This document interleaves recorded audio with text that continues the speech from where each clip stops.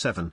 5 months of struggle. During the course of the summer months the Rheinische Zeitung made one or two minor excursions into the social field. In all probability Moses Hess was responsible for them. On one occasion it reprinted an article on housing conditions in Berlin taken from one of Weitling's publications and entitled it A Contribution to an Important Contemporary Question. And on another occasion it published a report on a Congress of Savants in Strasbourg which had also touched on the socialist question, and added a harmless remark to the effect that if the non-possessing classes were now casting their eyes on the riches of the middle classes this might be compared to the struggle of the middle classes against the feudal aristocracy in 1789, with the difference that this time the problem would meet with a peaceable solution. Small though this incident was, it proved sufficient to cause the Allgemeine Zeitung in Augsburg to accuse the Rheinische Zeitung of flirting with communism. As a matter of fact the conscience of the Allgemeine Zeitung was not quite clear in this respect, for it had published much sharper articles from the pen of Heinrich Heine on French socialism and communism. But it was the only German newspaper of any national and even international importance, and it felt its position threatened by the Rheinische Zeitung. Although the violent attack launched by the Allgemeine Zeitung had thus no very edifying motive, it was not without a certain malicious dexterity, together with various allusions to the sons of well-to-do merchants who in their innocent simplicity played with socialist ideas without the least intention of sharing their possessions with the dockers or with the men at work on Cologne Cathedral. It played a trump card by declaring it childish to threaten the middle classes in an economically backward country like Germany with the fate of the feudal aristocracy in France in 1789, particularly in view of the fact that the German middle classes were hardly granted room to breathe freely themselves. It was Marx's first editorial task to parry this biting attack, and he found it uncomfortable enough. He was unwilling to defend things which he himself thought to be amateurish, but he was also not in a position to say quite what he thought of communism. Therefore he did his best to carry the war into Egypt by accusing the enemy of communist leanings. But at the same time he admitted that the Rheinische Zeitung had no right to dispose with a phrase or two of a problem at whose solution two great peoples were working. The Rheinische Zeitung would subject the ideas of communism to thorough criticism after protracted and deep study, for writings like those of Leroux and Considerant, and above all the sagacious writings of Proudhon, could not be disposed of by the superficial and chance ideas of the moment. However, in their present form the Rheinische Zeitung was not prepared to grant these ideas even theoretical reality, much less wish for their realization or think such realization possible. Later on Marx declared that this polemic had spoiled his enthusiasm for the work on the Rheinische Zeitung, and that he had therefore eagerly seized the opportunity of withdrawing into his study. However, as so often happens when one thinks back to past events, cause and effect were brought too close together. For the moment Marx was heart and soul in his work for the Rheinische Zeitung, and it even appeared important enough to him to risk a breach with his old companions in Berlin for its sake. There was very little to be done with them, for the issue of the mitigated censorship instructions had turned the Hegelian Club, which had at least always been a center of intellectual interests, into a society of so-called freemen which embraced almost all the pre-March literary elites in the Prussian capital. They now met to play at being political and social revolutionaries like unhinged Philistines. Even during the summer months Marx had been disquieted by this development, declaring that it was one thing, a conscientious thing, to proclaim one's emancipation, but quite another to indulge in advance in self-adulation and self-advertisement. However, he went on, Bruno Bauer was in Berlin and he would see to it that at least no imbecilities were committed. Unfortunately, Marx was wrong in this assumption. According to reliable information Kerpen kept himself aloof from the antics of the freemen, but Bruno Bauer certainly did not, and, in fact, he even played the role of standard-bearer in their buffooneries. The ragging processions through the streets, the scandalous scenes in brothels and taverns, and the deplorable taunting of a defenseless clergyman at Stirner's wedding, when Bauer removed the brass rings from a knitted purse he was carrying and handed them to the officiating clergyman with the remark that they were quite good enough to serve as wedding rings, made them the object half of admiration and half of horror for all tame Philistines, but they hopelessly compromised the cause which they were supposed to represent. Naturally, these gutter-snipe antics had a devastating effect on the intellectual production of the freemen, and Marx had great difficulties with their contributions to the Rheinische Zeitung. Many of their contributions were blue-penciled by the censor, but as Marx declared in a letter to Rouhe, I permitted myself to dispose of at least as many. Mehring and his satellites sent us piles of world-uprooting scribblings, empty of ideas and written in a slovenly style, the whole tinged with a little atheism and communism. Owing to Rutenberg's complete lack of any critical faculty, independence or capacity, they had grown used to regarding the Rheinische Zeitung as their complacent tool. But I had no intention of letting that sort of thing go on. This was the first reason why the Berlin horizon became overclouded. As Marx put it, the breach came in November, 1842, when Herwe and Rouhe paid a visit to Berlin. At that time Herwe was on his triumphant career through Germany, and in Cologne he had quickly made friends with Marx. In Dresden he met Rouhe and went on with him to Berlin, where they were naturally unable to find any virtue in the antics of the freemen. Rouhe came to grips with his collaborator Bruno Bauer, because, as he pointed out, the latter wanted him to agree to the most absurd things, for instance that the state, private property and the family must be dissolved as conceptions without bothering about the practical side of the question at all. Herwe disapproved equally strongly of the freemen, and they revenged themselves for his disdain by slating him in their usual fashion in connection with his audience with the king and his engagement to a rich girl. Both parties appealed to the Rheinische Zeitung. In agreement with Rouhe, Herwe asked for the publication of a statement to the effect that although the freemen were quite excellent as individuals, their political romanticism, their megalomania and their itch for self-advertisement compromised the cause and the party of freedom, as both Herwe and Rouhe had told them frankly. Marx published this statement and was then bombarded with ill-mannered letters from Mehring, who had made himself the mouthpiece of the freemen. In the beginning Marx answered these letters coolly and objectively in an endeavor to secure fruitful cooperation with the freemen. I demanded less vague arguments, fewer fine-sounding phrases, less self-adulation and rather more concreteness, a more detailed treatment of actual conditions and a display of greater practical knowledge of the subjects dealt with. I told them that in my opinion it was not right, that it was even immoral, to smuggle communist and socialist dogmas, i.e., an entirely new way of looking at the world, into casual dramatic criticisms, etc., and that if communism were to be discussed at all then it must be done in quite a different fashion and thoroughly. I also asked them to criticize religion by criticizing political conditions rather than the other way about, as this would be more in accordance with the character of a newspaper and the necessity for educating our public, because religion, quite empty in itself, lives from earth and not from heaven, and will disappear by itself once the inverted reality whose theory it represents is dissolved. And finally I told them that if they wanted to deal with philosophy they should flirt less with the idea of atheism, which is reminiscent of those children who loudly inform anyone who cares to listen that they are not afraid of the bogeyman, and do more to acquaint the people with its meaning. These remarks afford us an instructive glance at the principles according to which Marx edited the Rheinische Zeitung. However, before this advice reached those for whom it was intended, Marx received an insolent letter from Mehring in which the latter demanded no more and no less than that the paper should stop temporizing and go the limit, in other words, that it should challenge suppression for the sake of the freemen. At this Marx became impatient and wrote to Rouhe, "All this shows a terrible degree of vanity. They are quite unable to realize that in order to save a political organ we should be quite prepared to abandon some of the Berlin gasbaggery which deals with nothing but its own clique concerns. Day after day we have to put up with the chicanery of the censorship, ministerial letters, complaints from the provincial governor, wails from the Diet, protests from the shareholders, etc., etc.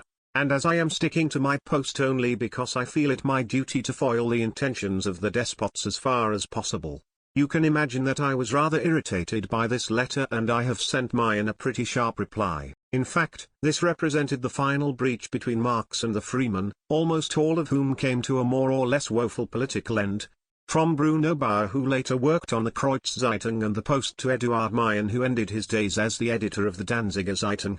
Mehring characterized his wasted life with the dismal joke that he was now permitted to ridicule only Protestant orthodoxen because the liberal owner of his paper had forbidden him to criticize the papal syllabus out of consideration for his Catholic readers. Others of the circle found a shelter in the semi-official and even the official press. Rutenberg, for instance, died a few decades later as editor of the Preußische Staatsanzeiger. However, at that time, In the autumn of 1842, Rutenberg was a much feared man and the government demanded his removal from the Rheinische Zeitung. Throughout the summer the government had done its best to make life miserable for the paper, but it had been spared in the hope that it would die of its own accord. On August 8 the governor of the Rhineland, von Schaper, reported to Berlin that the paper had only 885 subscribers.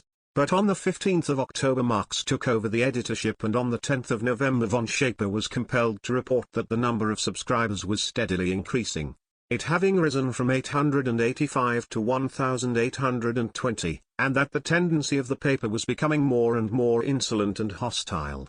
To make matters worse, the Rheinische Zeitung obtained a copy of a marriage bill of an extremely reactionary nature and published its contents before the authorities were ready for it. This greatly embittered the king because the bill aimed at making divorce more difficult and was thus certain of strenuous opposition amongst the masses of the people. He therefore demanded that the paper should be threatened with immediate suppression unless it revealed the name of the person who had provided it with the draft. However, the king's ministers were unwilling to place the crown of martyrdom on the brow of the Rheinische Zeitung, for they knew very well that such a degrading proposal would be rejected immediately it was made. They therefore contented themselves with demanding the removal of Rutenberg and the appointment of a responsible editor to answer for the paper in place of the publisher Renard. At the same time an assessor named Withaus was appointed censor in place of Dolchall, whose utter stupidity had brought him into bad odor. On the 30th of November Marx reported to Rouhe, owing to the colossal stupidity of our state dispensation, Rutenberg, who had already been deprived of the German article and was given the French article only at my intervention, is regarded as dangerous, although he is dangerous to nothing and no one apart from the Rheinische Zeitung and himself. Still, his removal was demanded categorically. The Prussian dispensation, this despotism Prussian, la plus hypocrite, la plus foob, has spared the guarantor an unpleasant experience, and the new martyr, who is already adept in the facial expression, carriage and language of his new role, is exploiting the occasion to the full. He is writing everywhere, including Berlin, declaring that he represents the exiled principle of the Rheinische Zeitung and that the latter is now about to revise its attitude towards the government. Marx mentions the incident because it aggravated his quarrel with the Berlin freeman, but it would appear almost as though he went a little too far in his mockery of the poor devil, the martyr Rutenberg. Marx's observation that the government had categorically demanded the removal of Rutenberg and that the guarantor Renard had thereby been spared an unpleasant experience can only mean that the Rheinische Zeitung gave way to the pressure exerted by the government and that it made no attempt to keep Rutenberg. In any case, such an attempt would have been hopeless, and in addition there was every reason to spare the publisher an unpleasant experience, i.e., an examination by the police and the drawing up of a protocol, an ordeal which the absolutely unpolitical man was quite unsuited to undergo. However, he signed a written protest against the threat to suppress the paper, but the handwriting of the document, which is now in the town archives of Cologne, shows that it was drawn up by Marx. It announces that, giving way to force, the Rheinische Zeitung agrees to the temporary removal of Rutenberg and to the appointment of a responsible editor. It also assures the authorities that the Rheinische Zeitung will gladly do everything reconcilable with the character of an independent newspaper to save itself from suppression,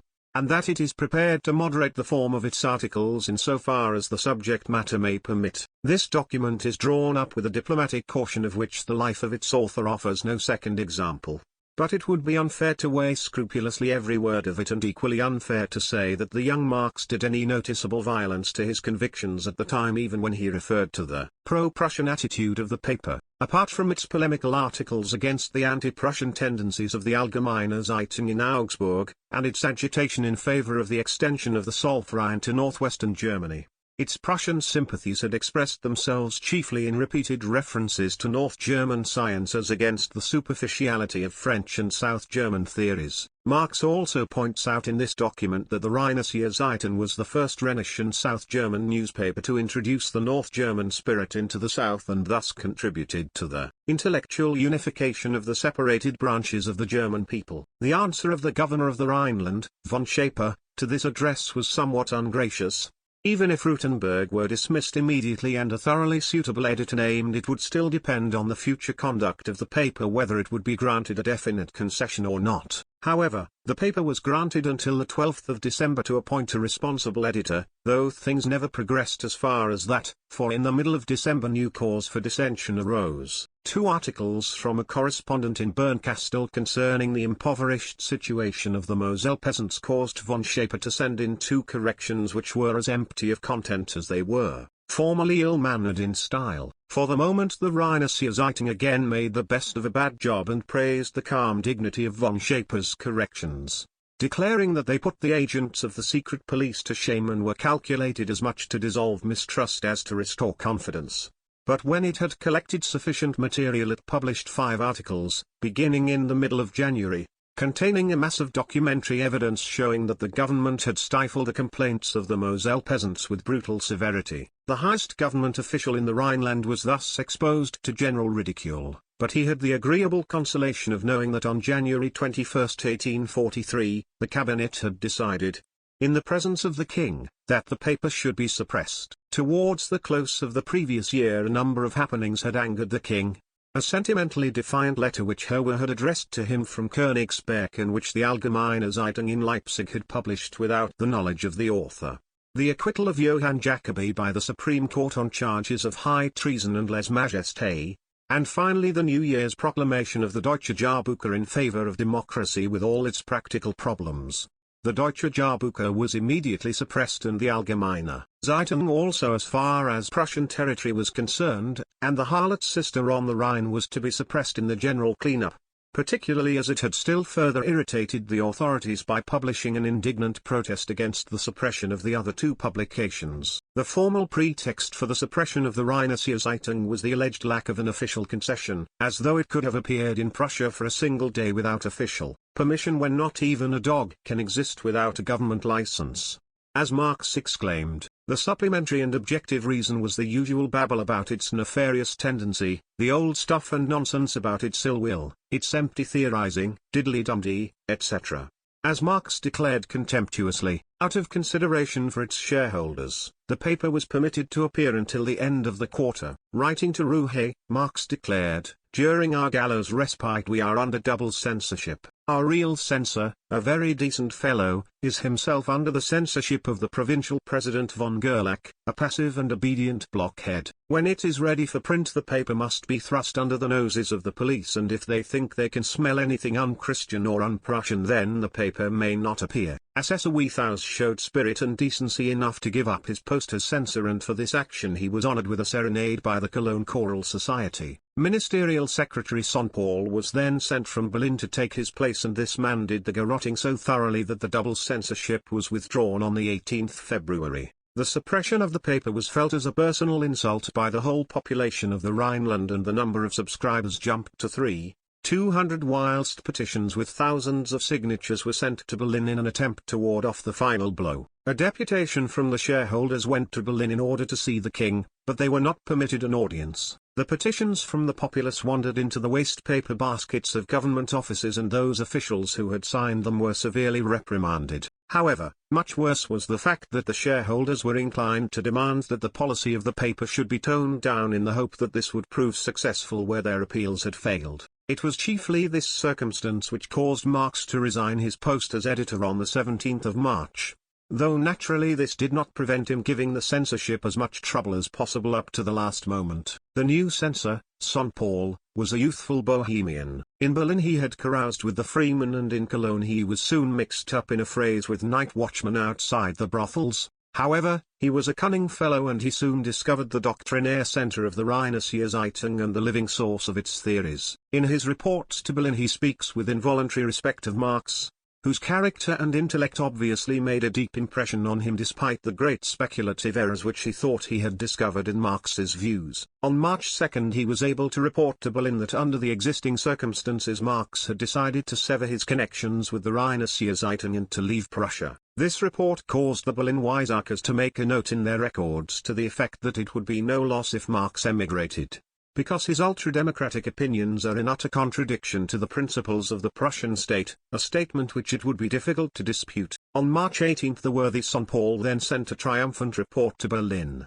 The spiritus rector of the whole undertaking, Dr. Marx, definitely retired yesterday, and Oppenheim, on the whole a really moderate though insignificant man, took over the editorship.